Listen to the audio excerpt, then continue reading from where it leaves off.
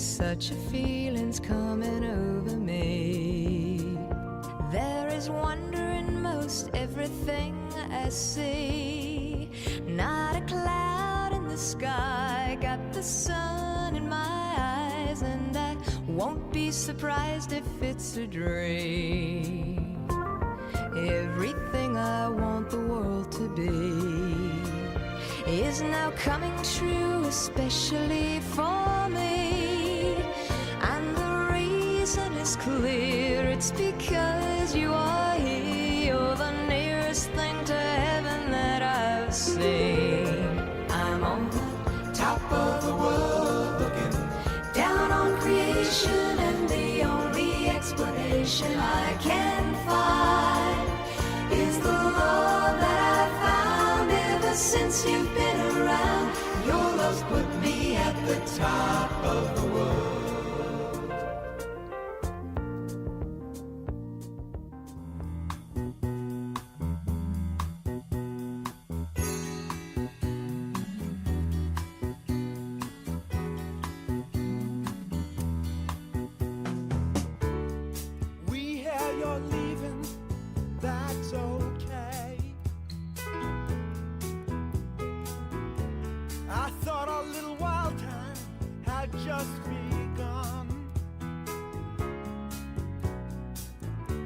I guess you kinda scared yourself, you turn and run. But if you have a change of heart, Ricky, don't lose that number. You don't wanna call nobody else. Send it off in a letter to yourself.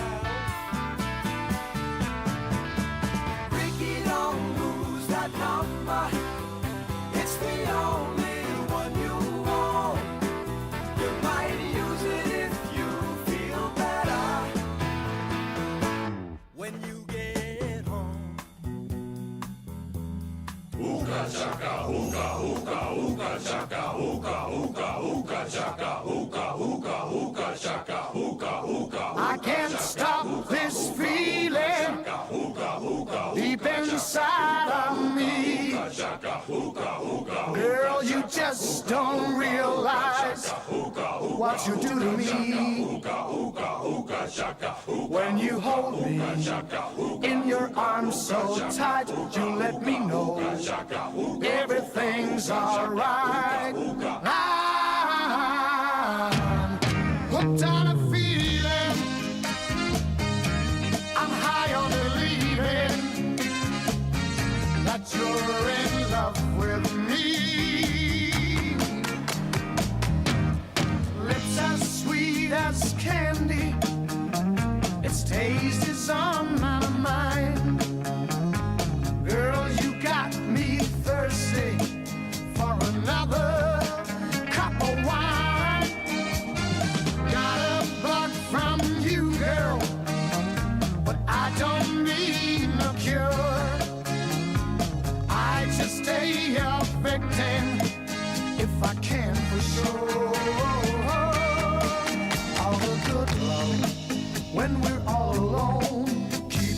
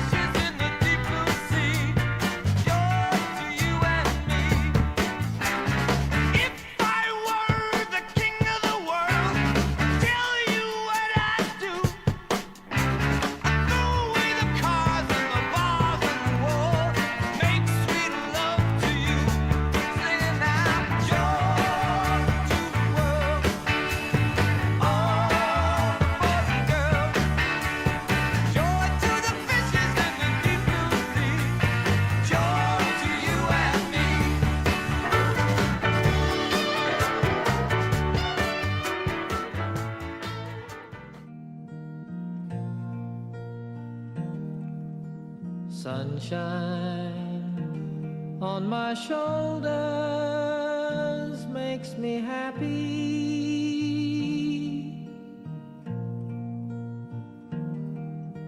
Sunshine in my eyes can make me cry.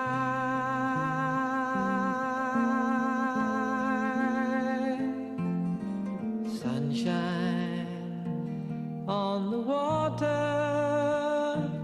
looks so lovely.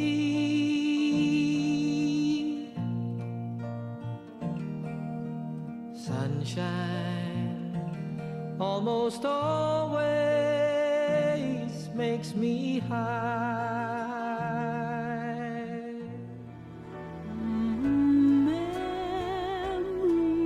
Memories light the corners of my mind. Misty watercolor memories of the way we were.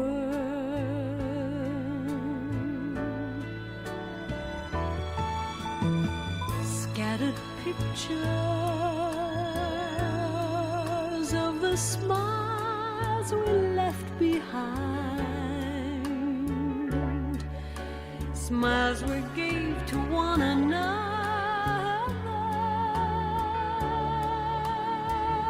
for the way we were.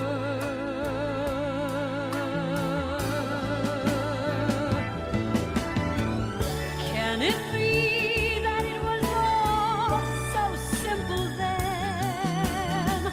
Or has time rewritten every line? If we had the chance to do it all again, tell me, would we?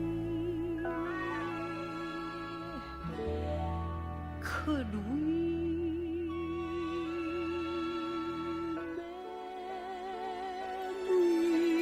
Memories may be beautiful, and yet what's too painful to remember, we simply choose to forget. So it's the laughter we will remember. Whenever we remember the way we were, the way we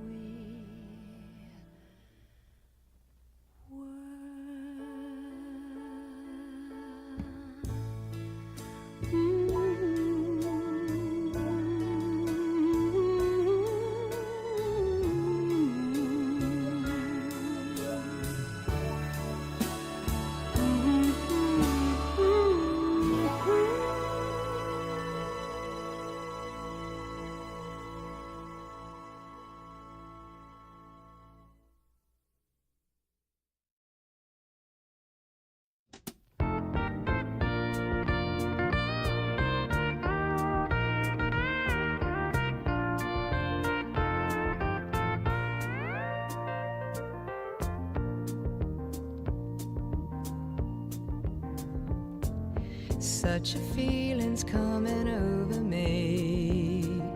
There is wonder in most everything I see. Not a cloud in the sky, got the sun in my eyes, and I won't be surprised if it's a dream. Everything I want the world to be is now coming true, especially for me. And the reason is clear, it's because you are here. You're the nearest thing to heaven that I've seen. I'm on the top of the world, looking down on creation, and the only explanation I can find is the love put me at the top of the world.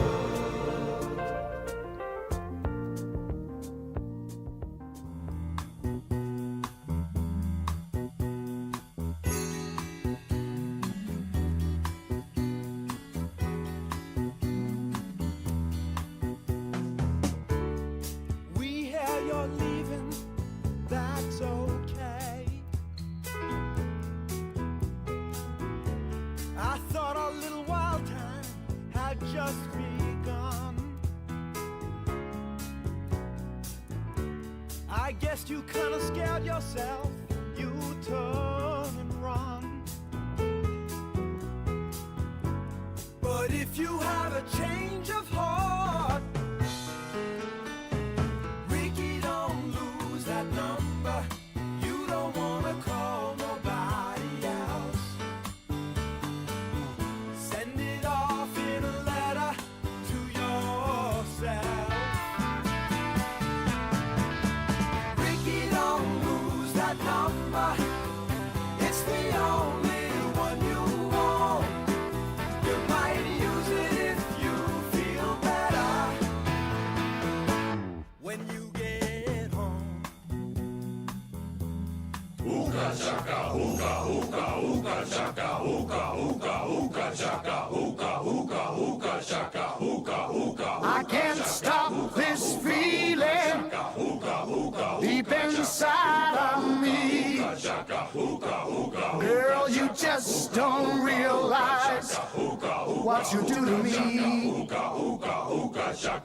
When you hold me in your arms so tight, you let me know everything's alright.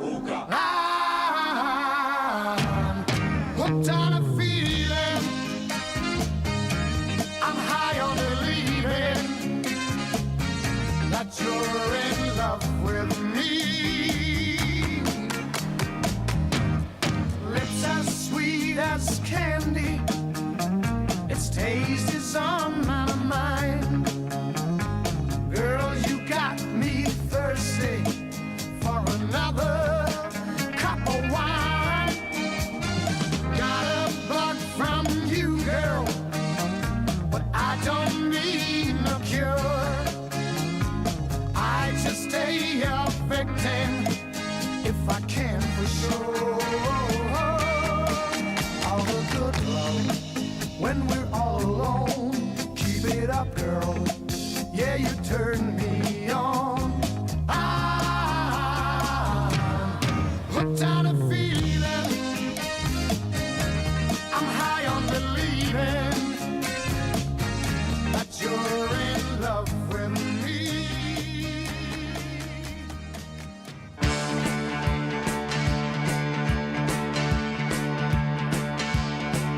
My eye at Waterloo, Napoleon did surrender.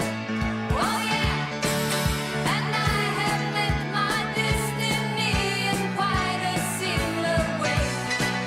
The history book on the shelf is always repeating itself. Waterloo, I was defeated, you are the wrong. Waterloo, promise to love me forevermore. Waterloo, couldn't escape if I wanted to. Waterloo, knowing my fate is to be with you. Waterloo, finally facing my Waterloo. Mock, yeah, ing, yeah, bird, yeah, yeah, yeah, mockingbird. Now everybody, have you heard? He's gonna buy me a mockingbird. And if that mockingbird won't sing, he's gonna buy me a diamond ring. And if that diamond ring won't shine, he's gonna surely break his heart of mine. We had some suggestions to connect with more people, And so we're actually streaming this live. So if everybody could look back at that camera, right? And just say, go Cards at the count of 3. 1, 2, 3. Okay, that really sucked. So let's do that again, okay? 1, 2, 3. All right, you're getting there. By the end of the night, we should be good.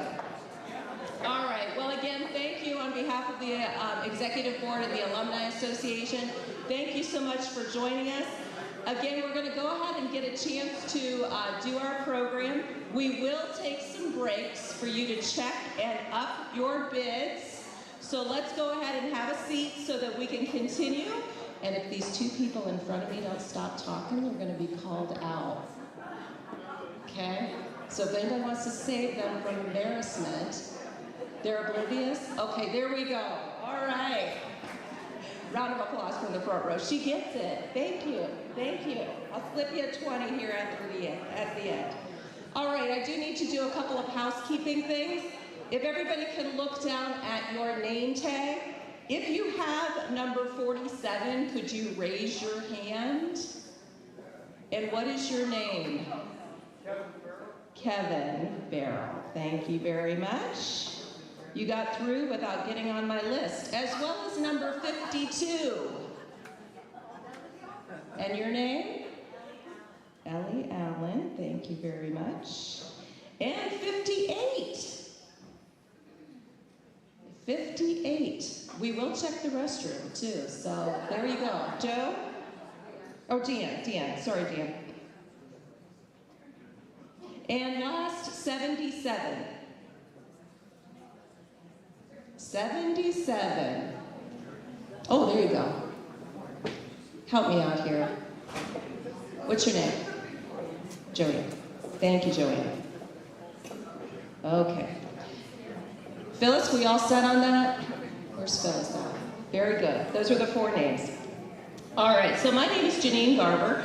I graduated from Sandy Valley from 1988. And have been a proud member of the Alumni Association for many, many years. Recently became the treasurer with Carol Toms, but I've been involved in the finance committee. Just letting everybody know, the Alumni Association has an endowment fund. The priority of the Alumni Association is to continue to support the students of Sandy Valley Local School District. And it was important for us to not do it just at a point in time, but to do it for something that would be established many, many years in the future, that would outlive our historian that talked earlier, as well as myself, my youngin', right? Where's Dave Ross at? But really for the future, for the endless future of our Sandy Valley graduates, we have an endowment fund. We've partnered with Stark Community Foundation. So again, we're generating scholarships currently, but this is something that if you have a pull in your heart, you can not only set up a named scholarship for yourself or your family, but it's something that can live in perpetuity with the help of Stark Community Foundation. So I did want to mention that before we started our program. I'm going to do a couple of special introductions. You know, we are partnered with the school and we have a great relationship with them. So I want to take an opportunity to recognize some of the leaders, current leaders of Sandy Valley Local Schools that are here with us this evening. David Fisher, who is our current superintendent, as well as Olivia Stamp, who is a high school principal. Yes, okay. You gotta like shake your head because I can't read lips, and I told my sister that I got I'm trying out the one contact in each eye, so right now none of them are seeing anything. So help me out here. And if you are employed by or have been employed by Sandy Valley Local Schools, if you could stand and be recognized, we just want to take an opportunity to thank you. Contributing to the success of our children is a phenomenal responsibility, so please stand.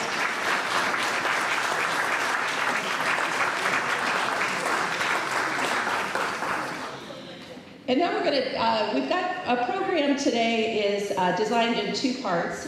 A few years ago, we reinvigorated the Wall of Fame.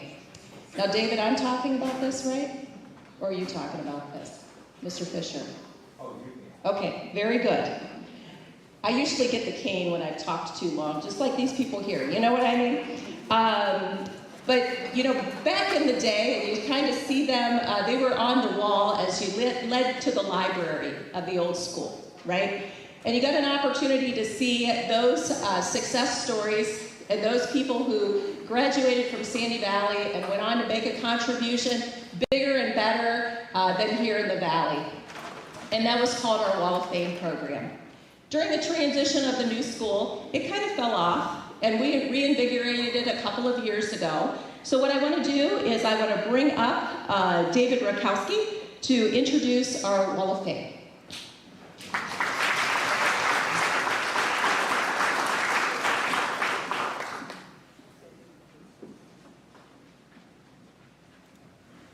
Thank you, Jean. The Wall of Fame, I think, is a great program, and I think we need to keep it better, keep it going. First thing I want to do tonight is to give you a word, and I hope that you will remember this word when we get done tonight. The word is sustainability. The definition that I'm using is the use of resources in a way that can be used for future generations. Remember that name and count how many times I use that word or similar root words of sustainability. You'll understand as we go forward. Second thing I want to do is we have one person who couldn't be here tonight, and that's Jim Edler, Dottie Edler's husband. He's in the hospital in Atlanta, Georgia, so say a prayer for him. Now, if I can keep it together. Welcome, everybody, and thank you for sharing your presence here tonight and helping to support the sustainability of the mission of the Sandy Valley Alumni Association. Your presence here, your donations, it's keeping us going. And our mission, as has already been said, is to provide scholarships to deserving graduates. So let's keep it up. All right. The Rakowski family moved into the Sandy Valley area back in 1951. And my mother was so proud. She had an address on Downing Street, just like the United Kingdom and England. And she told that story to anybody she could talk to about that. So. But anyway, we moved there in 1951, a small farm just west of East Sparta, about 2.5 miles. Sometimes we walked in and out to the town. And that's where we lived for a long time. So Dr. Rakowski went to East Sparta schools and East Sparta Sandyville schools, and this was a long time before the consolidation efforts. And then when the consolidation of the schools started, he was part of the first graduating class of Sandy Valley High School, the new high school that was back over here where the superintendent's office still exists. That was the first consolidated high school in the system, and he was part of the first graduating class, the class in 1959. And I'm going to throw a challenge out to the class of 75 here. He's very proud of the fact that his class has the record for the largest donations up to this point. So the challenge is up.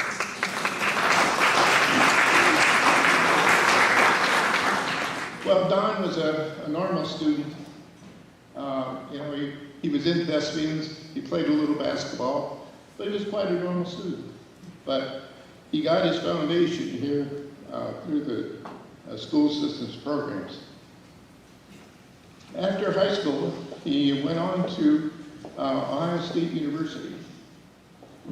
And at Ohio State University, he studied, got a BS degree studying chemistry and agronomy. And it's at Ohio State University that he met his lifelong sweetheart, Joan Colbert, his name at the time. And now this summer they will be celebrating their 60th anniversary. Don and Joan,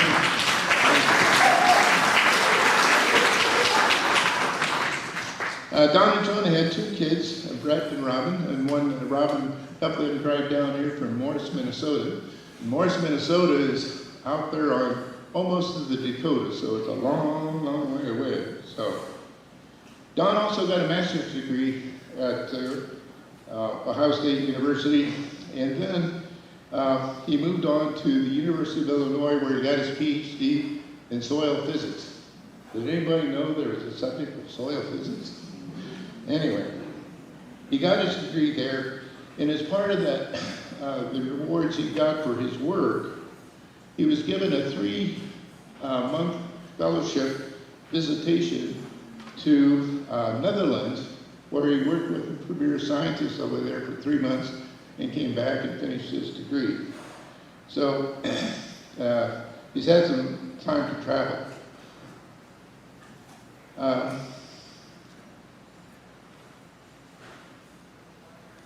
All right, gotta figure out where I'm at here now. Don's first job was at the Coastal Plains Research Station, the USDA ARS, down in Florence, South Carolina.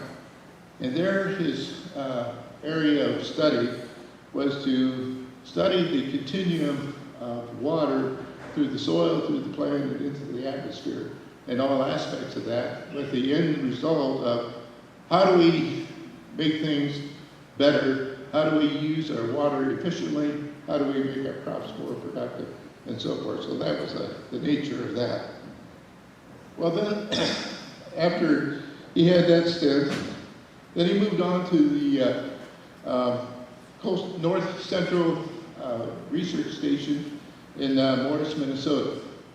At that point, we said, they're both crazy. Don and Joan both are crazy for going to the far north where the snowbirds are, and where a negative 20 degrees is a common temperature during January. And snowmobiles are a must, although Don enjoys that. But it's there that he made the major discovery.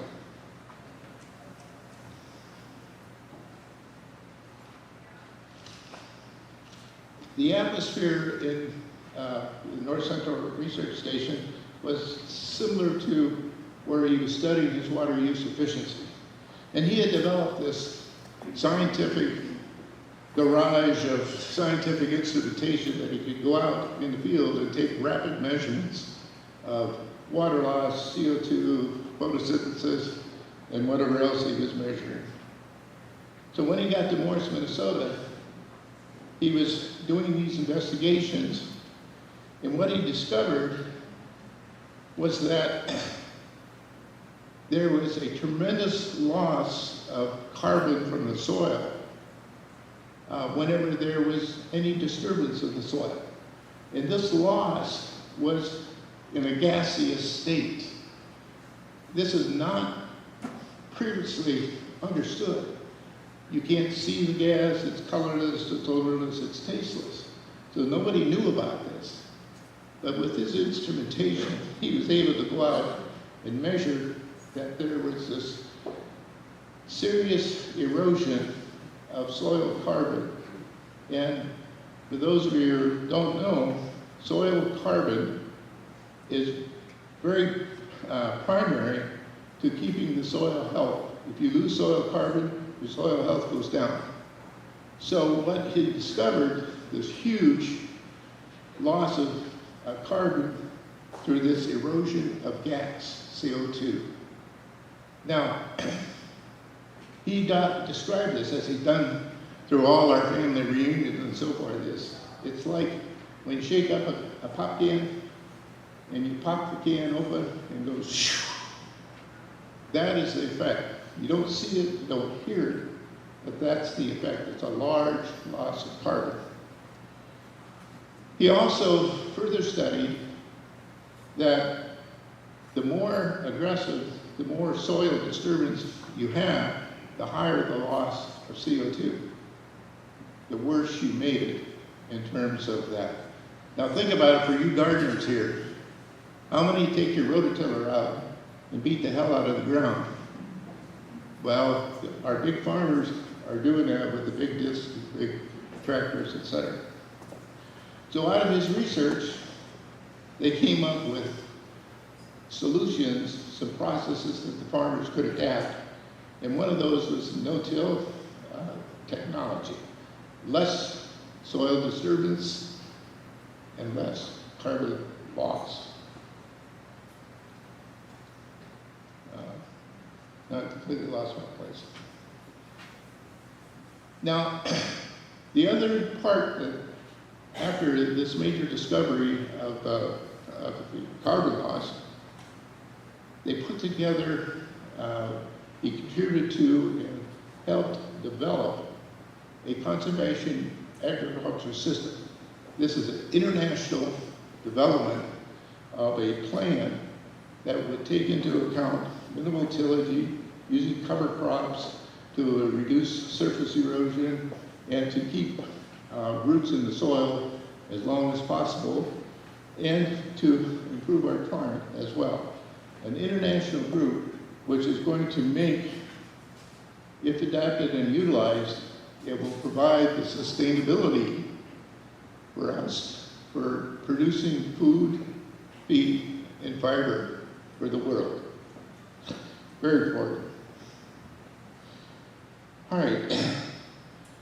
There are some other parts of our scientific system that his research has contributed to, and that is the carbon sequestration. How well does the soil keep the carbon that it has? And also, what is the impact of this huge CO2 evolution doing on our climate change and affecting all of that kind of information?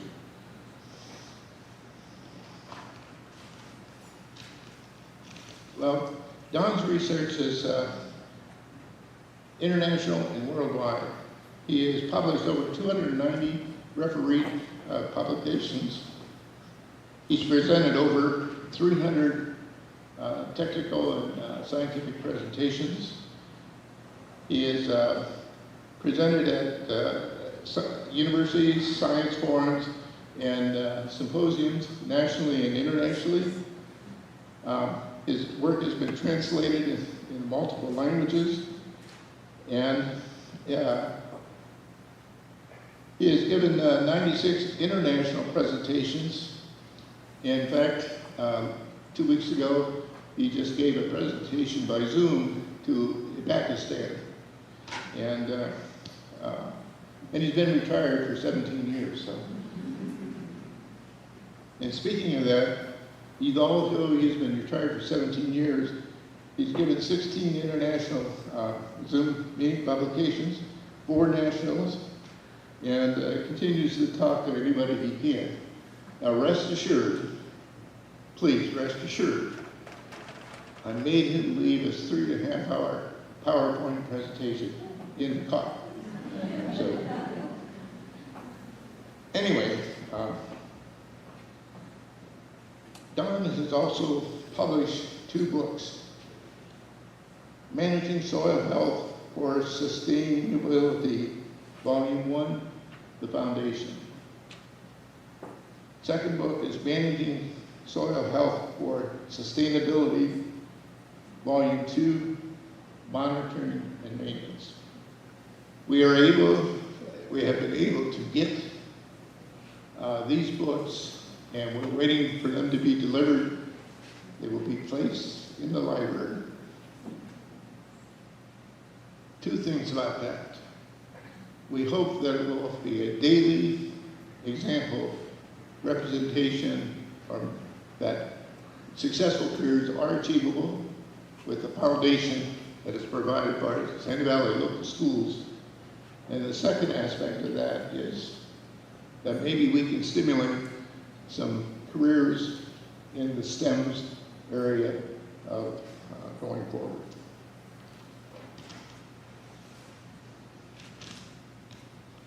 With that, I'm going to turn it over to my brother Don for some closing comments, but I present to you the 2025 Sandy Valley Alumni Association Wall of Fame inductee, my brother, class of 1959, Donald Charles Rakowski.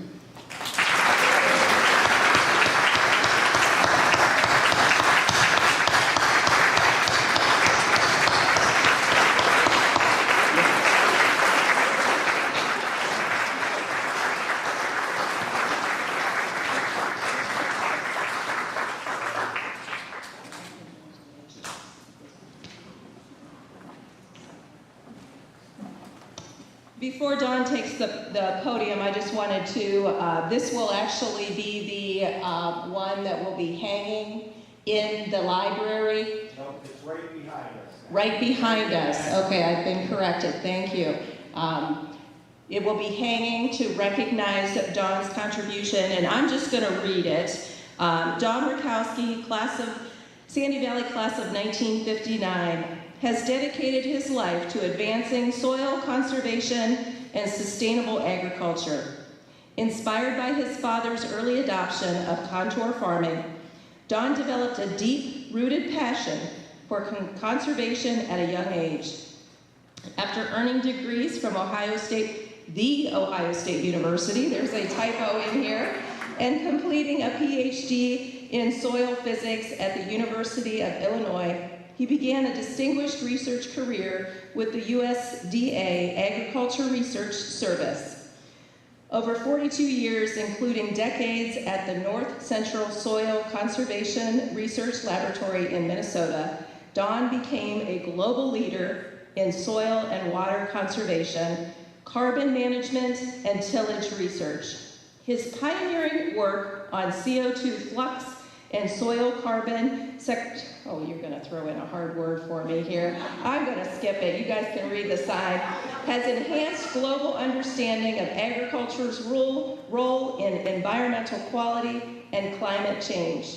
With more than 290 scientific publications and hundreds of national and international presentations, Don's influence spans continents and generations of agricultural professionals.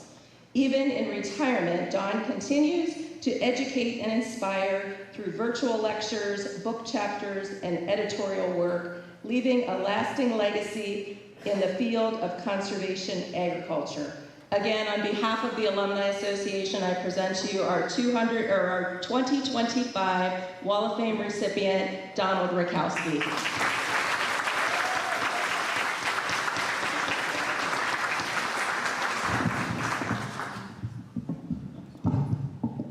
Well, welcome everyone. I'm a little bit flabbergasted. I didn't know that my brother had it in him to understand what I was doing. but he gave me a big piece of humble pie. So, first of all, I'd like to thank you for the opportunity and for this honor. I'm truly honored, and hope that I can do you justice continuing that.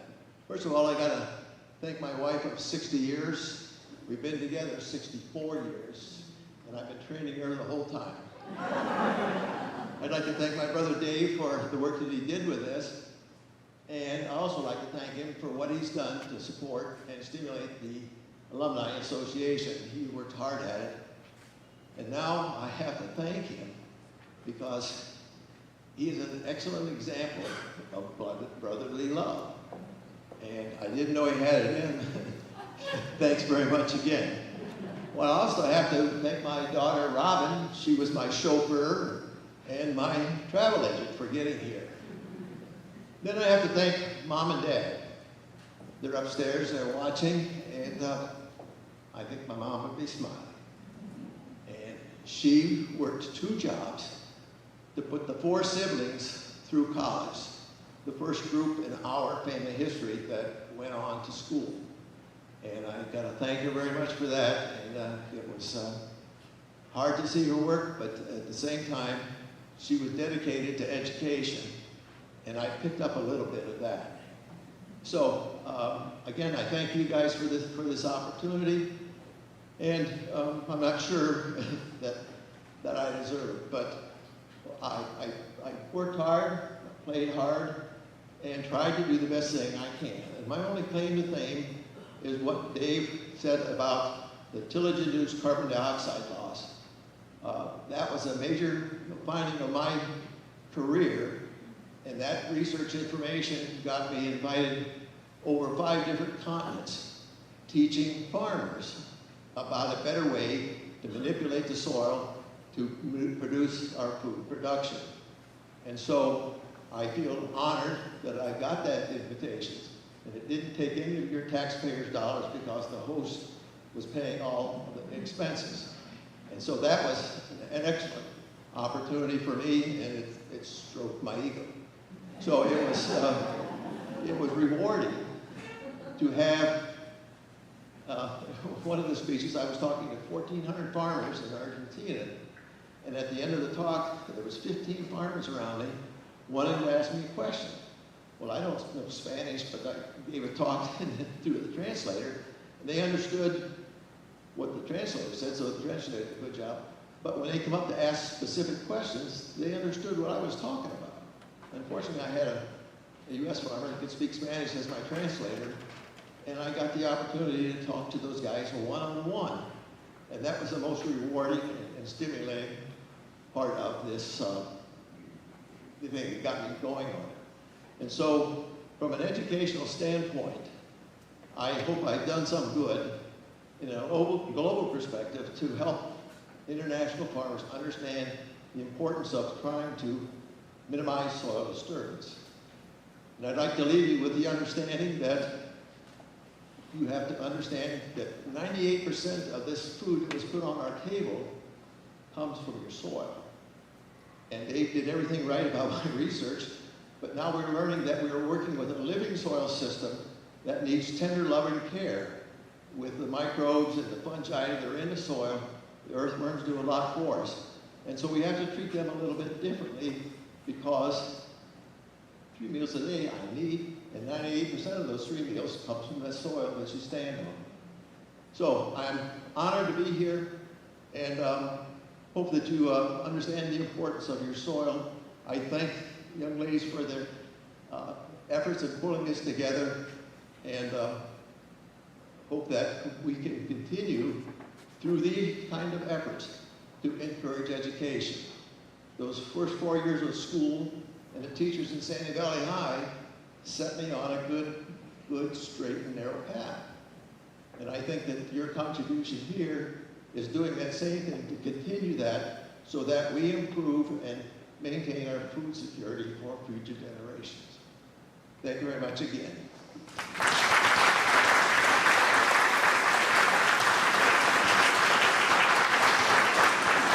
Very wonderful and very well deserved. Thank you so much.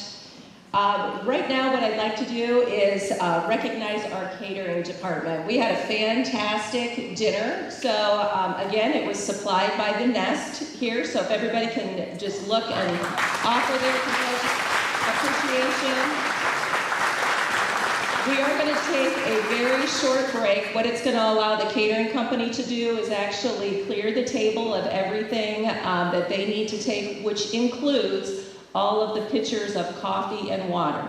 So if you want to pour yourself a cup of coffee or a cup of water, we just have our second half of the program to get through. We're going to take a couple of pictures here with the Wall of Fame recipient and Carmi with the family. If you are a Wall of Fame recognized individual, please come over as well. We'd like to get that photo with you as well. So I'm going to cue up a couple of top 100 songs from 1975. I tried to play them originally, and boy, I didn't recognize one of them. So I don't know if I had the wrong list or what. But we're going to see if I can recognize any others, and I do appreciate him calling me young. My goodness, he's a nice guy. No wonder we picked him. So again, enjoy the break. We'll get started here in about 5 minutes.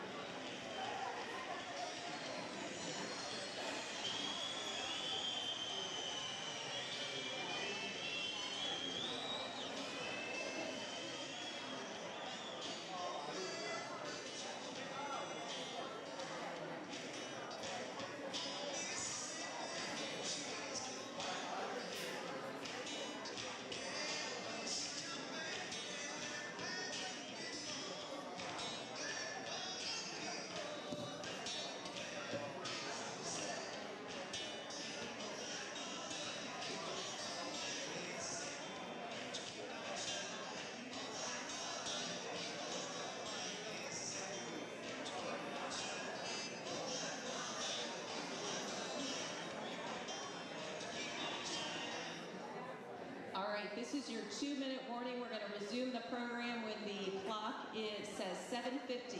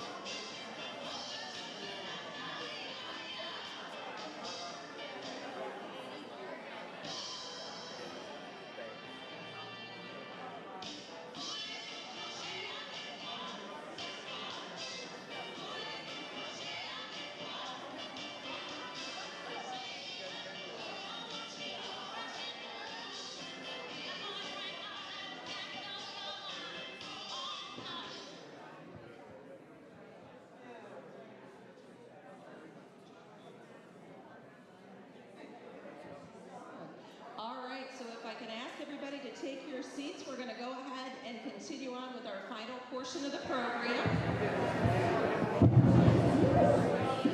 You know, as Dave Ross said when he was up here, one of the things that really was the start of the Alumni Association Recognition Annual Dinner or annual program was the recognition of those classes that were celebrating a milestone, and in this particular case, it's 50 years. They did meet yesterday, and I understand that they did have a phenomenal time at Tozie's on 12th, was where it was. So again, I'm sure that there was a lot of reminiscing. I think somebody said there were a lot of smiles and a lot of hugs, and that's usually a sign that things are exactly the way they should be when you see old friends. Before I turn things over to Mark again, I do want to recognize the class of 1955. It's hard to, when I do the math, I'm thinking, there's no way this can be a 70-year recognition. Because, good Lord, they don't look like they should be celebrating this, but those who are in the class of 1955, you can, I'll do one better. Just raise your hand. You don't have to stand up, right? Just raise your hand and give them a round of applause. Okay. So this part of the program does recognize our 50-year golden anniversary class. This year it is the class of 1975. So I'm going to ask Mark to come back up to introduce the class speaker, and we'll turn things over to Mark.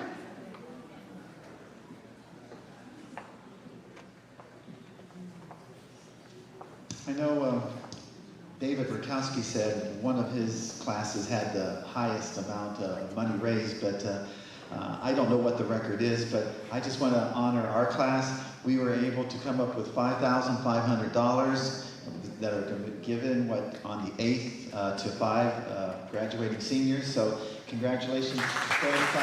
Yeah.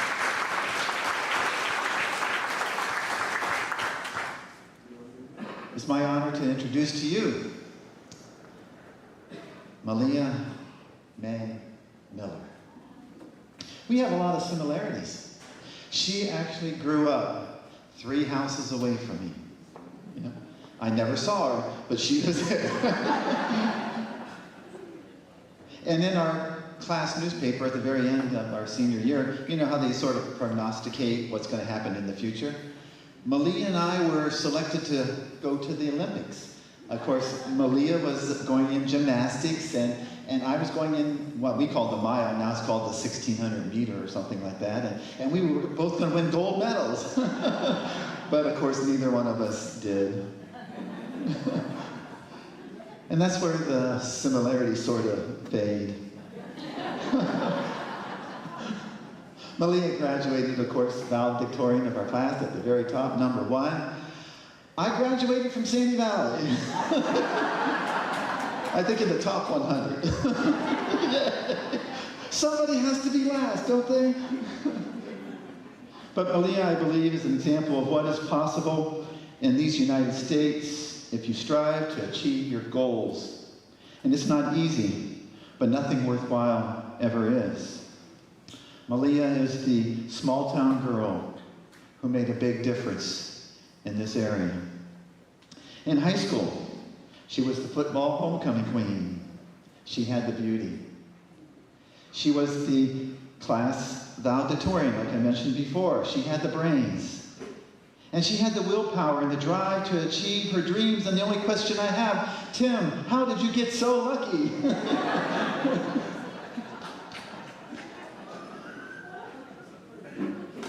Malia was on the student council. She was Stark County's School Teen of the Month in November of 1974. She was representative to Girls State. She was on the National Honor Society. She was a 4-year letter winner in gymnastics. And she's on the annual staff and many other the clubs that we had here at Sandy Valley. After Sandy Valley, she received her bachelor's degree in English education from Bowling Green State University, and then went on to Walsh University, where she received her master's in counseling and human development. And as she began her working career, she started right back here, where it all started at Sandy Valley, as a school counselor, then moving on to Green High School, and then on to the college scene, where she still teaches at Malone University and Stark State College, and she's even a part-time counselor up at Akron St. Vincent St. Mary High School. Malia continues her spiritual development at Centenary United Methodist Church, and she's also contributes to the adult education Sunday school curriculum for the Methodist denomination. Malia is, as I mentioned before, married to the luckiest man in this area, Tim Miller. They have 3 adult children and 1 grandchild. Would you please rise and welcome back my friend and my classmate, Malia Mae Miller. Yay!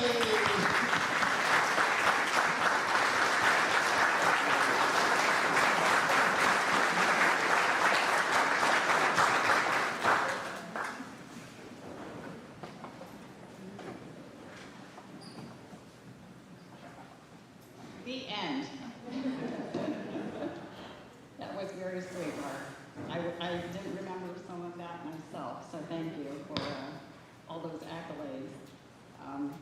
Thanks for allowing me to be here tonight. Let me get just a second, because I figure if I have enough electronics that you can look at, you won't look at me. So I have some things going on up there while I talk down here.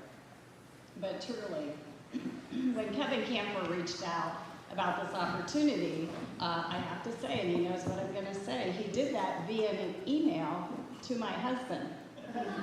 Now I want to read to you the last sentence of Kevin's email. Now I realize that no rational husband would make a commitment like this for his wife. But since I don't have her contact information, I'm hoping you'll relay the request. Now any of you who know my husband Tim know he has many fine qualities. He's a handsome fellow. He's loyal, honest to a fault, has a great sense of humor, and has been a wonderful partner for almost 44 years. We aren't at 60 yet, but you inspire me. We do have 3 amazing children. Our first grandchild was born 3 weeks ago last night, so it's a brand new journey for us. So Kevin, a characteristic that you know he has is orneriness. It's at the top of the list. And you took tremendous risk in tempting him that way. I think you knew that. But I character, besides that, Tim indeed did show me the email. He does treasure our relationship to some point. But he told me when he read it, he was tempted to say yes on my behalf and then inform me I was the speaker the night before the event. Needless to say, if he had done that, the topic of my remarks would have been quite different than they are going to be. But truly, I'm humbled, I'm honored to be here. I want to talk a little bit about impact, and it kind of runs on the heels of our Wall of Fame winner. I mean, talk about impact, wow. And so I'm going to talk a little bit about that, because frankly, when Kevin asked if I would do this, I said, I need a little time to think about this. I've not done anything particularly noteworthy. I've lived an ordinary life, and frankly, the older I get, the more I treasure ordinary. It's better than some excitement we get into. But upon further thought, I realized that, like many of you, I've been very positively impacted by my Sandy Valley experience, and I'm relatable because I have led that quiet life. So I'm going to talk a little bit about impact and the ripple effects of impact that I hope are evident in both my personal and professional life. I'm going to mention that, first of all, impact's inevitable. Jane Goodall said it better than I did. You cannot get through a single day without impacting the world around you. What you do makes a difference, and you have to decide what kind of difference are you going to make. Are you going to make a positive difference and allow ripple effects to go out from that to reach the lives of other people? Or do you leave damage in your wake? And my suspicion is we have all been on both sides of that coin. It's hard to get through life without. And as I was anticipating this event and this weekend, where we had a marvelous time last evening, I was thinking about the fact that I'm so grateful all this tech and social media wasn't around when we were making that journey from adolescence to adulthood. I'm sure lots of you have thought about that. The very programs and devices that are designed to connect us often divide us. And I'm so glad when I think about those cringy, awkward moments, and I have them, from adolescence, that they're not recorded permanently with everybody's comments that came from a knee-jerk reaction and bypassing common sense filters. But that is, it magnifies impact in our world. It is different today than it was for us. Words and actions have power, and we need to think about how we use that power. The impact of Sandy Valley Schools on me has been tremendous. In addition to the 12 years that I spent here as a student, I went off to Bowling Green, competed in gymnastics, got my English degree. I did do 1 year at Glen Oak before I returned here. But I came back for 10 years. 6 of those I was an English teacher, 4 I was a school counselor, and outside of that experience, outside of my family and my church influence, it has been the most powerful influence on my life. Qualities on this slide are qualities I strive for. Please understand, I really hesitated about including these simply because I don't want to send the message that I've arrived. I don't think I ever will. I'm a work in progress, but I do strive for these. And the seeds were planted by my family, honed by my experience in this community. And I often say, from the age of 6 to 32, Sandy Valley raised me. They raised me up. And I launched off to Greenland to finish my full-time career. And of course, because I am one of those lucky people who loves what I do, I'm still working, and I enjoy every minute. But there are a couple of stories I'm going to share from my high school experience. Tim, you're going to laugh at this one. He and I have laughed about this often. You know, when it comes to compassion and humility, we learn more about that usually through failed experiences rather than success. And I don't know how many of my classmates remember, or anyone in the room, taking the ASVAB, the Armed Services Vocational Aptitude Battery, still given today. You veterans would have taken it at some point to determine your career path within the military. They gave it in the schools because it was free. And it also did helped us get some career information. Now, anyone who knew me as a student, you know, I love to read, give me a book, Ask me to tell you what it means. Ask me to write you a paper. I'm your girl. Ask me to do anything with fine motor coordination. I'm not your girl. And it was very apparent on a day. So I'm going to take you back here to your high school days. Imagine you walk into the cafeteria with your classmates. You're a sophomore, you're me, you're shy, you're quiet, and you're behind a table with a pegboard in front of you, as is everyone. The timer goes off. The task is move the pegs from one peg to another, washers. So it's quiet. All you hear is the click. People are moving the pegs until all of a sudden you hear ping, and you hear a washer roll across the floor. Ping, another washer rolling across the floor. Everyone's turning around, looking at where is this coming from, because I am struggling to get them off the peg. I can't get them back on the next one. I drop them on the table. They're pinging, rolling tables away. And I just want the world to swallow me up. You know, when you're a teenager, that's a big darn deal. Public display of incompetence. In fact, to make matters worse, I did duck down trying to get the washers off the floor. And any of you who remember the floor of the high school cafeteria, it was white with black and gray spots. Try finding a washer on that. So, the point of the story, though, is the impact it has. It was one of many experiences I had where I was reminded that I need to have compassion for those who struggle to do something that might come very easily to another.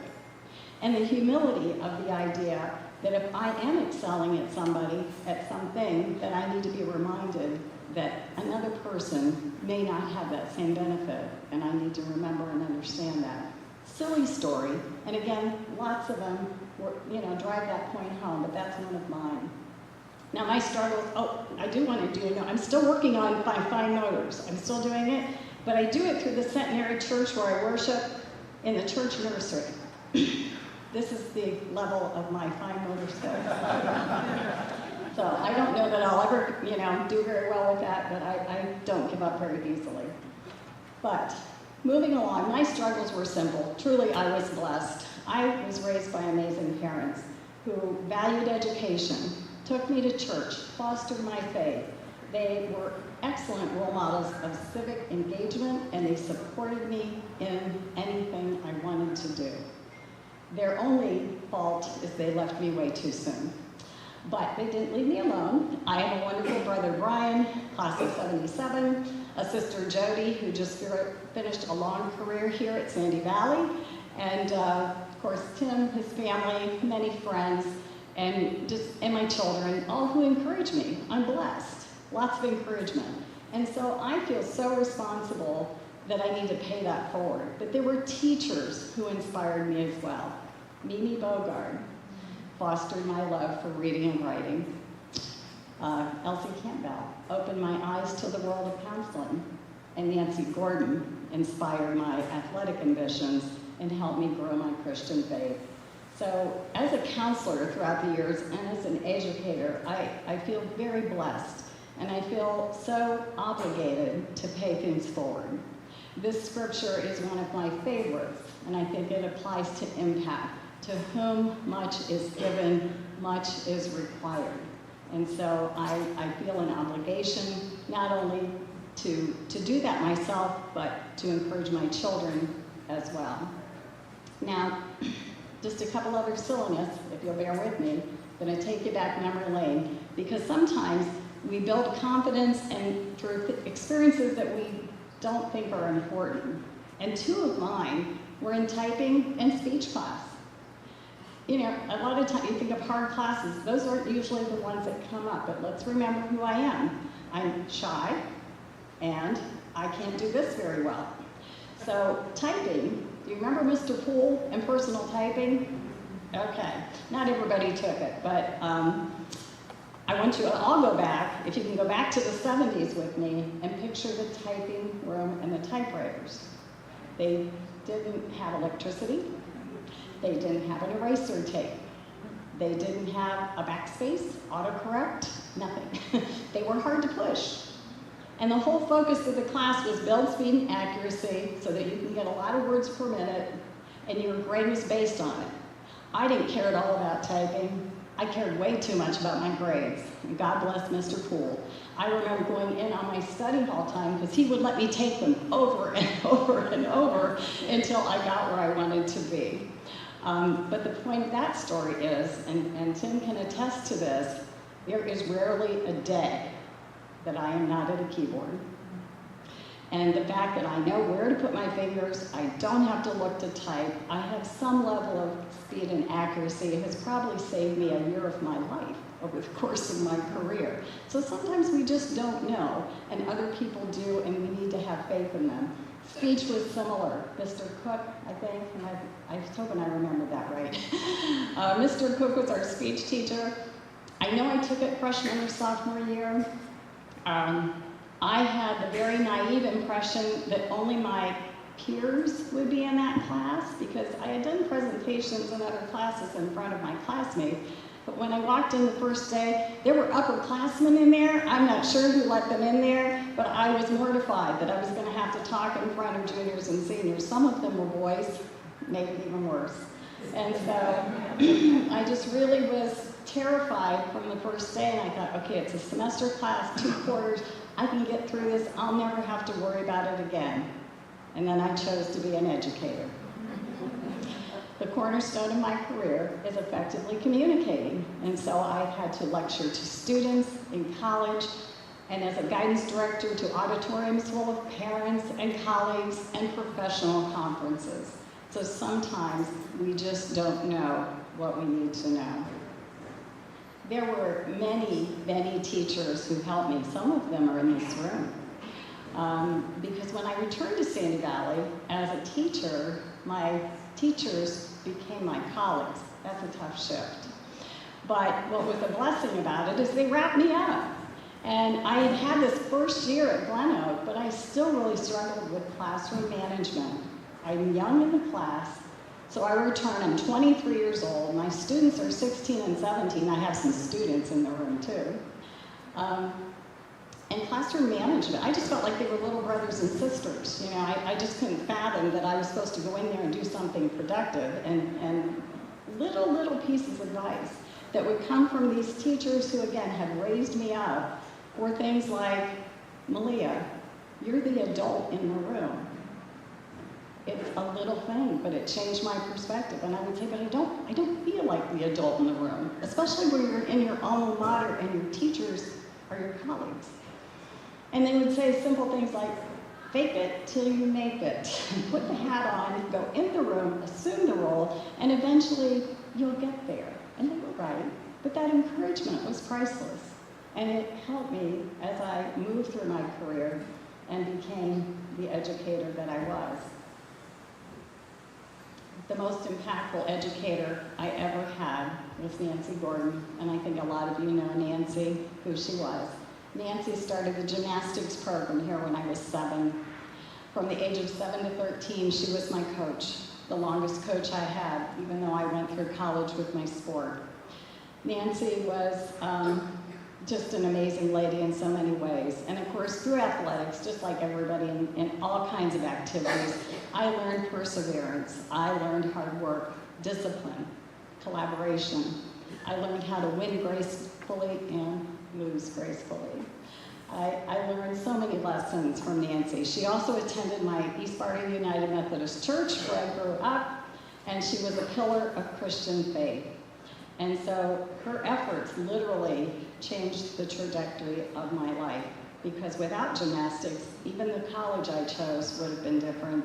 And when I graduated, I was not only eligible to teach, but I could coach gymnastics, and there weren't a lot of people who could do that. So in a time when it was difficult to find a teaching job, I had 3 offers. So the impact there was tremendous. But I want to share a short story about how she helped me in my Christian faith. Too many ways to count, but I'm going to ask you to go with me again in your imagination. When we were little girls, and some of you here were in gymnastics in those early years, our competitions were through Junior Olympics and AAU, and they were on the weekends. Nancy was torn about pulling children away from their homes and their churches on Sunday. And so her creative solution to that would be get on the school bus, picture the school bus, all kinds of little girls with their pigtails and leotards ready to go. B.J. Biggums, for those of you who remember, at the wheel, big smile on his face, on and off, all the time. And Nancy Gordon at the front of the bus with a Bible in hand and song sheets, and she had church service on the bus on the way to the meet. The impact for me as a child was that church didn't just happen in a room in a building, that it was part of you, and you took it with you wherever you went, and she role modeled that for us all the time. The pendant that you see there and that I wear tonight, when Nancy retired, she took those creative juices and did painting. When I graduated from high school, she gave me this pendant that she had painted with a cardinal. So I wear it in her honor this evening. So as I wrap up here, Tim and I have lived in Canton South for years. But we worship in the valley. We volunteer at Helping Hands. We call it our weekly workout. We help unload the truck. I know Tom Close is here. He's part of that team. And we have a great sense of community that our roots are here, and we're grateful for that. But there are many organizations, and these are just a sampling of how this community and the individuals in it make it so strong. And in fact, when I think about some of the scholarships I got when I graduated, I very flippantly said to my dad, who was a man of few words, "Well, Dad, you won't have to pay a whole lot this year because I got all these scholarships." And he turned to me and he said, "Malia, whether that money comes out of my pocket or from an organization, somebody worked very hard for that money. Do not let them down." I hope I didn't. But all these organizations are the fabric of this community, and unsung heroes are all those individuals that maybe aren't part of a group, but individually they help care for us, and they care for their disabled family members, and they help their neighbors. Successful communities, we could do research and study all the metrics, but it can never tell the whole story, because it's really hard to track acts of kindness. It's really hard to track daily decisions that you make to improve the lives of others. But that is what makes Sandy Valley such a wonderful place to grow up, because we know we're there to lift each other up. So finally, I just want to thank my Lord, my husband, my children, my friends, all the people in my life who encourage me every day, and I hope I have carried some of that into the work that I have done with people, because I have walked with very difficult circumstances as a school counselor with families. Life and death, tragedy, very tough. But I have been so blessed. I hope my positivity helped walk them through that. And I hope that my legacy will be one of generosity, measured by how I pay forward the blessings I've enjoyed, so that other people's lives are better off for it. That is the tribute, the best tribute I can think to make for Sandy Valley. There's been a phrase this year, listen, semester, educated forever, flooding the zone. It has a bit of a negative connotation for some people, but I want to leave you with this. Let's flood the zone with kind works, because when we do that, all boats rise. So thank you very much.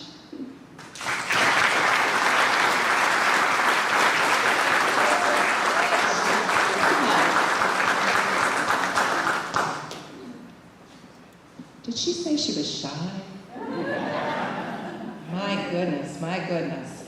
All right, so what we're going to do now is, again, take a look at your name tag. I've got one more number that I need to hunt down, and that is number 56. Jen? Ron? Roger? Derringer, thank you. You got it? Okay. So now we have, I'm setting my watch for 8 minutes. Okay, we're gonna do 8-minute break here. I'm gonna put on my top 100 from 1970. I actually did recognize some songs, so I was happy I found some. And I listened to classic vinyl on Sirius, so I just gotta find the right ones. So I'm gonna put on some more tunes from the 1975 top 100. While you take your final option for the silent auction items, we're gonna close that at 8:25, and we're gonna come back and wrap our program up. Couple of things to note, we have 50-50, final opportunity to get those. Just get those right over here. Any other announcements I have to make? Okay, very good. So again, enjoy the tunes. We'll stop back up in about 8 minutes.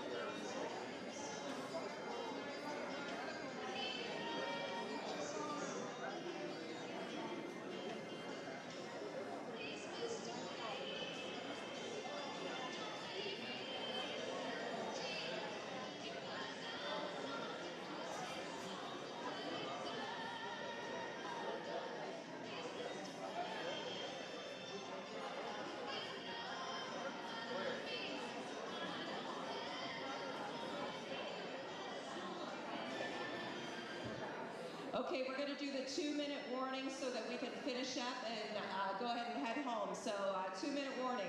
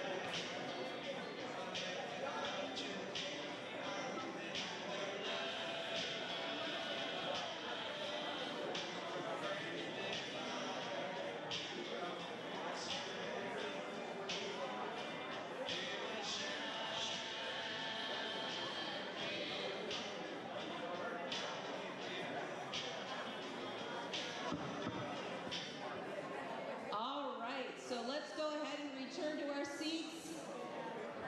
I'm saying this selfishly because I just bid on a couple of items and don't want anybody to overbid me. So move away from the table, Carol Herstein. That's my mom, I could say that.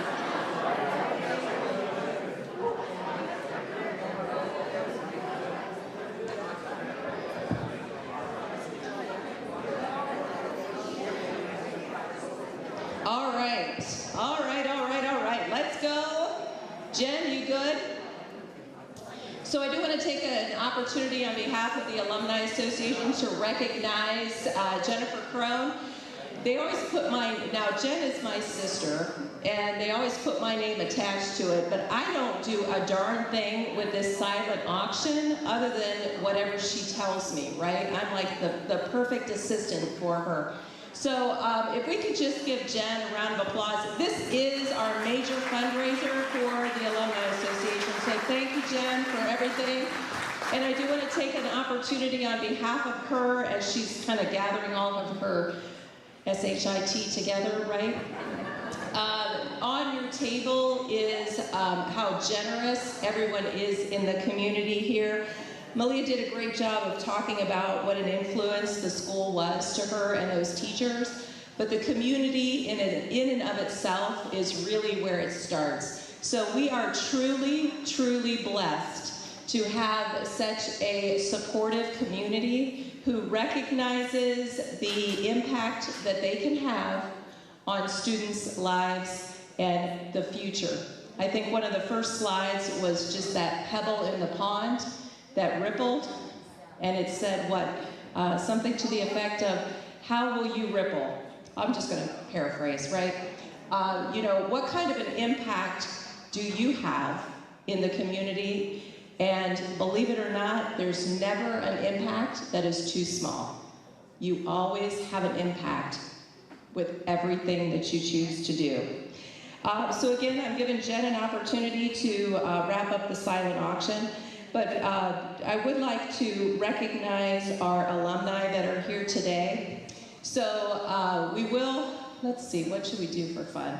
So we're gonna, we're gonna have like a, one of those little barometers of noise, how much you can make on recognition.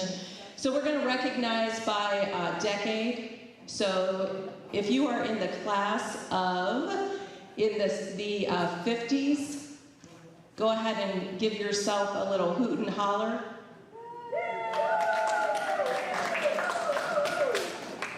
That was really sad. But hey, if you're in the 60s, you don't have to accomplish much, right? So if you were in this class, any class of the 1960s, go ahead and give yourself a hoot and a holler.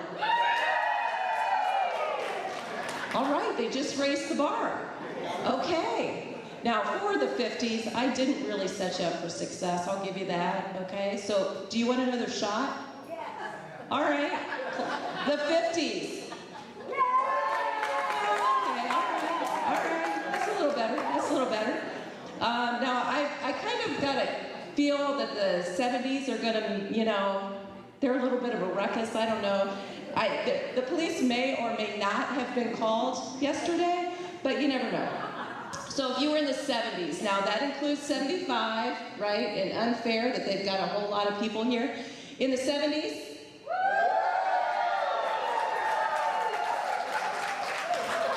unfair. They can actually stand, Carol, right? That's not fair. That's not fair.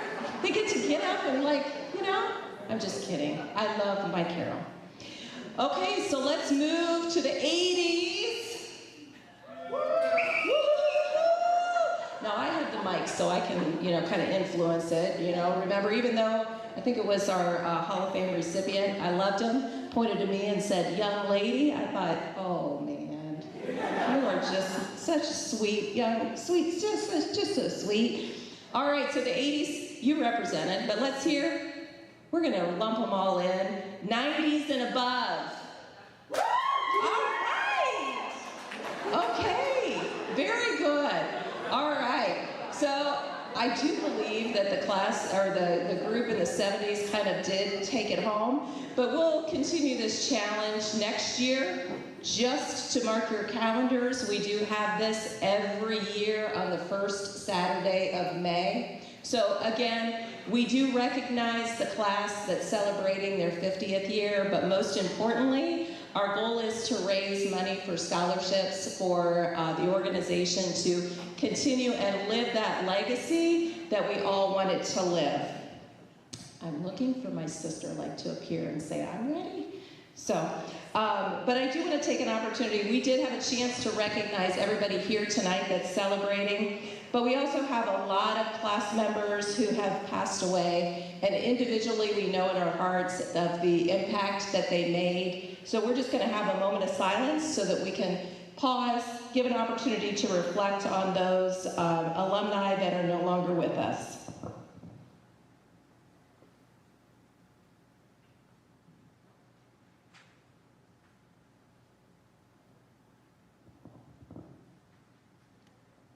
Thank you. All right, I still do not see my sister. So we are going to move on and take care of some of the administrative items. So on the back of your program, right, is, well, hey, a real Sandy Valley alumni wouldn't have to refer to the back of their program for the words of the alma mater, right? Okay, nobody's making eye contact. Malia, that's not a good sign as an educator, isn't it? So Malia said that she knows the alma mater, she's willing to sing a solo. I think that's what I heard. No, I'm just kidding. But we will have an opportunity to sing the alma mater, so let's go ahead. My goodness.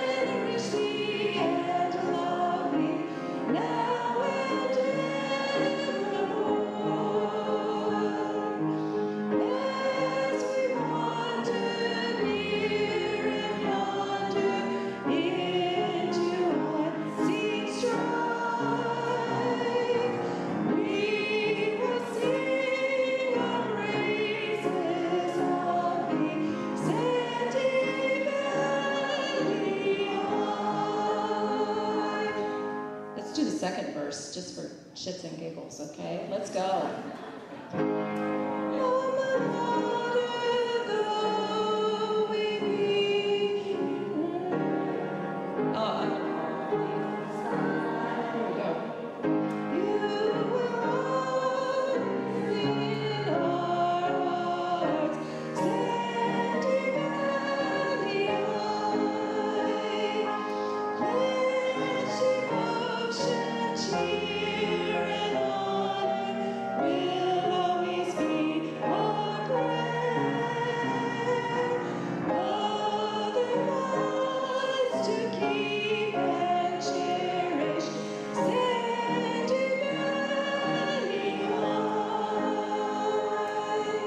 That's awesome. Great job. Jen, you ready? Okay. All right, go ahead and have a seat. We are going to announce our silent auction winners.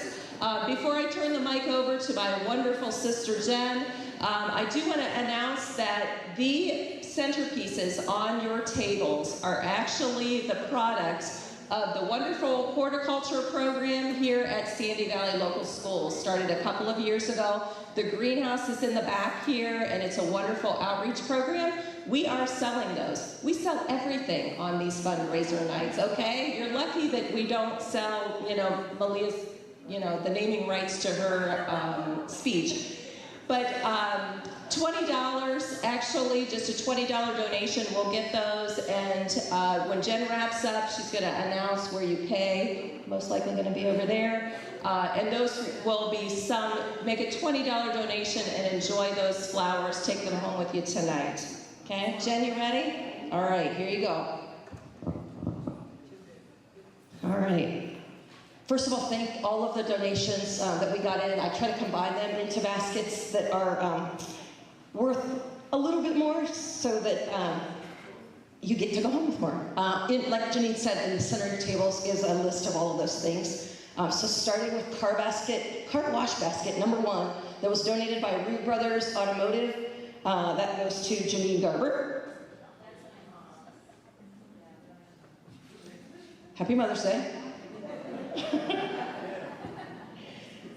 Then basket number 2 is the Ohio State basket. That was donated by David Ross. That goes to number 17, Morris Rainsford.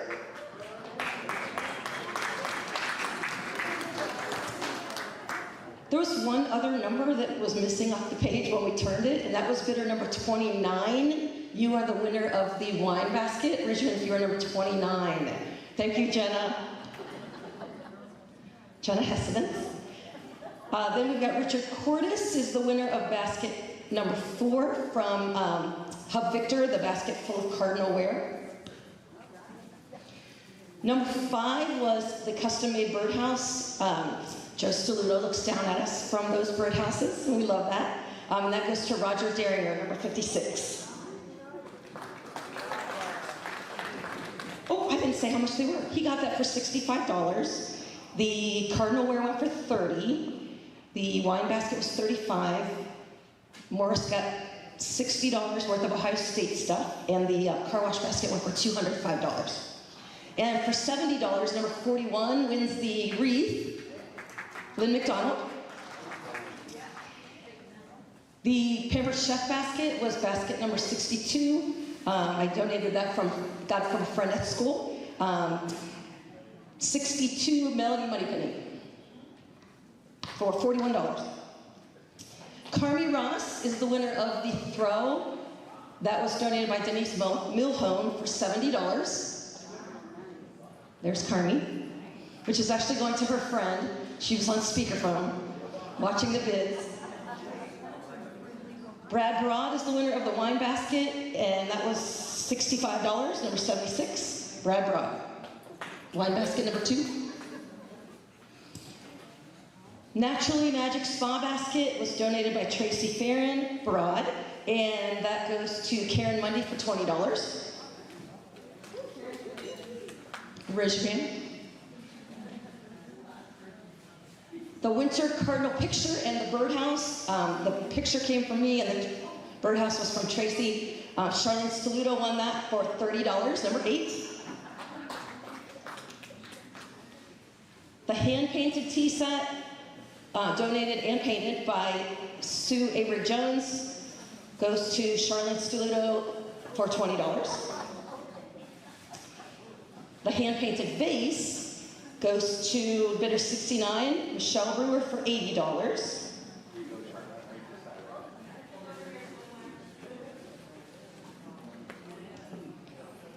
The hand-painted robin and nest goes to bidder number 67 for $35, Mike Loomis, whose wife's name is Robin. See? How sweet. Bidder number 52 for $25 won the handmade tote bag donated by Carrie Myers. That's Ellie Allen. The Mary Kay basket was donated by Joy Russell. Bidder number 50 for $30, Ruth Ann Tedrick. Raise your hand, Ruth Ann. The lunch tote package was back and forth with a lot of people. That was for $45, Ellie Allen, number 52. She got that one at the last second. Basket 18 was Haggis Nuts and a gift card from Haggis, donated by Jean Robertson, and that goes to Lainey Jones, bidder 63 for $41. The Michelin mini fridge went for $30. That was donated by Ron Rug Automotive, and that goes to Bob Crone. Putting it in the garage, apparently. The small town yard cards was donated by Tammy Welker Offenberger and Amy Huffsnyder for one celebration yard card, and I bought that one for $30. That's going to the baby shower for my daughter. The lottery ticket basket was a good one this year, and that went for $175 to bidder 23, Olivia Stamp.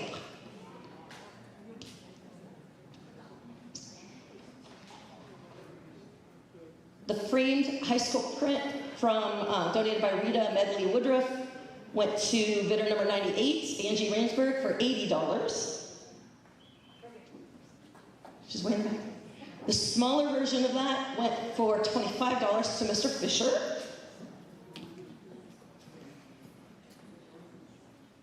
Sure.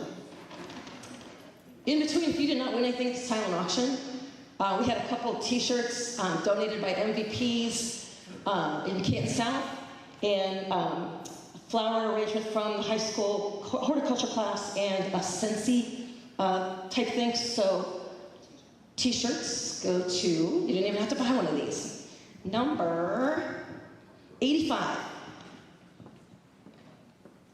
Who's number 85?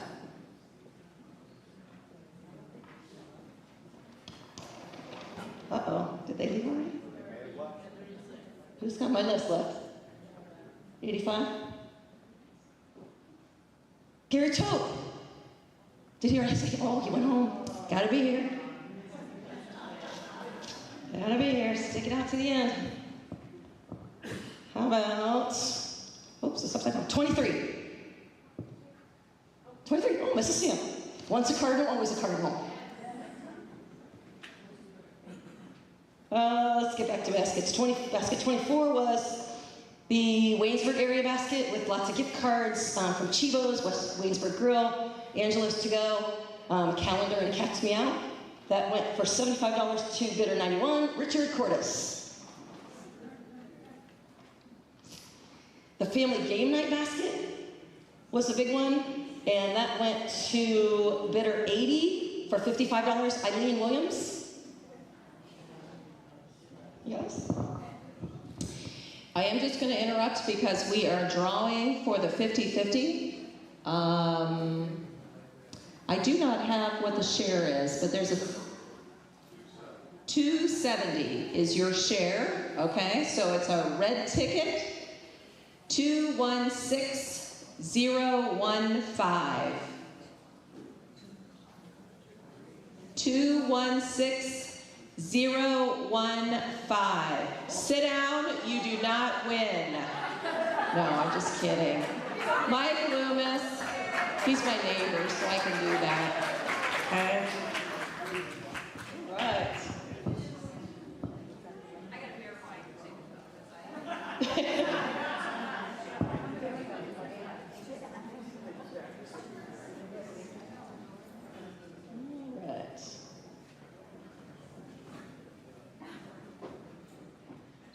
Ready for 26?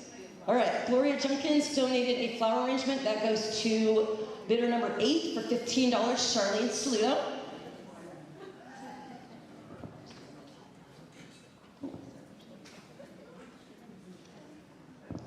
And Mike Loomis donated most of his money back to the scholarship fund. So thanks, Mike. You can now live in the neighborhood, okay? Show your face. You're good. Yeah. The barbecue package basket was donated by Scent Armor and Shafe's Sauces. Included a $50 Don's Custom Meat card, some of their barbecue seasonings, a cooler, and some grill tools. That went to bidder number 63 for $105, Lainey Jones.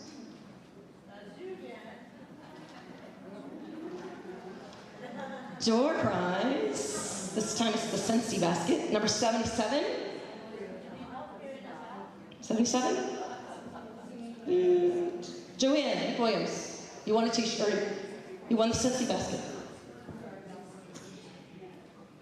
Bird is the Word basket included some various cardinal items. Sandy Valley Choir, the Nest Cafe donated a certificate. There was, did you grab the wind chime off the corner? Okay, perfect.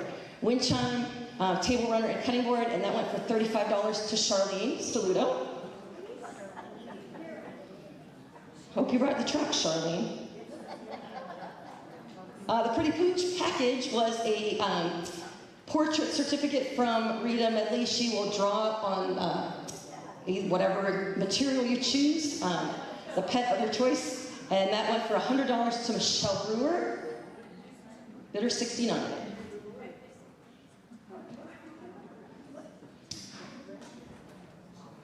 Three Trees Chalet, which is the Smith family, and the boutique Connie Smith donated the handmade charcuterie board. Went to bidder 54, Michelle Gross, for $40.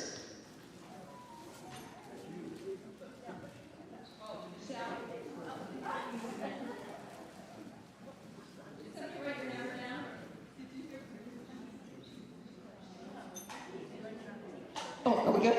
Okay. Dinner and a movie basket included various gift cards and gas cards. David Fisher for $125 is the winner of that one. The Cozy Coffee basket had handmade pillows and a blanket from Val and Heidi Guy, slippers, a travel mug, and a $25 Starbucks gift card. That is yours, Josh, and you're holding it. Next door prize, number 92. Oh, there you go. Once a cardinal, always a cardinal. I had nothing to do with that. Next, our basket was the wine basket number 3, donated by the Hessenitz family, and that went to Emma Morrison for $35. The STEM games basket, science, technology, engineering, and math. David and Sarah Schechner own the bin in Sandyville, and they donated that for us, and it goes to bidder 92 for $50, Janine Garber.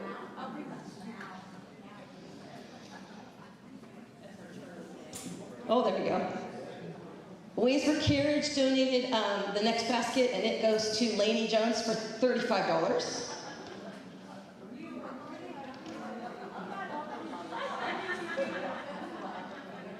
The next door prize goes to number 57, Natalie Saludo.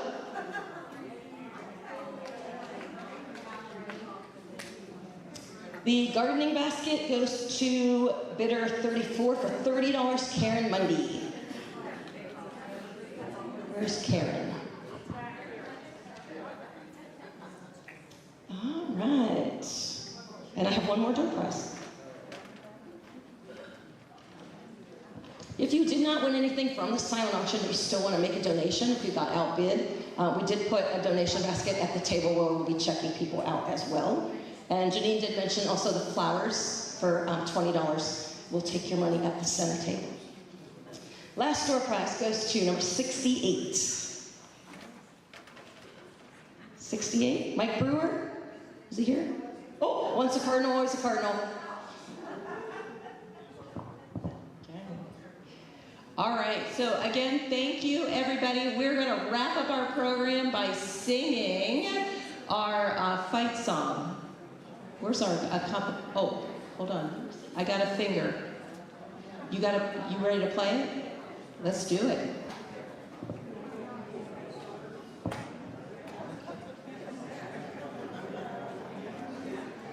So the words are on the back, right? And I do have listen, okay. So she's here literally doing the old. So get on up here, girl, right here, front and center. Oh, I saw it. All right, whenever you're ready, you got an intro?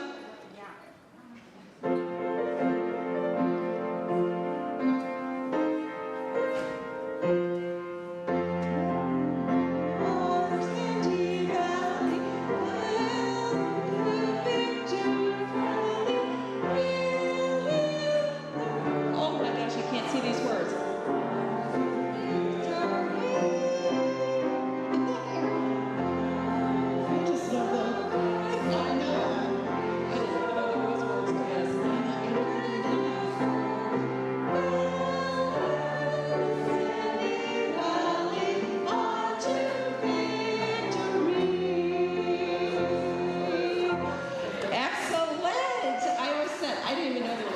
To that song.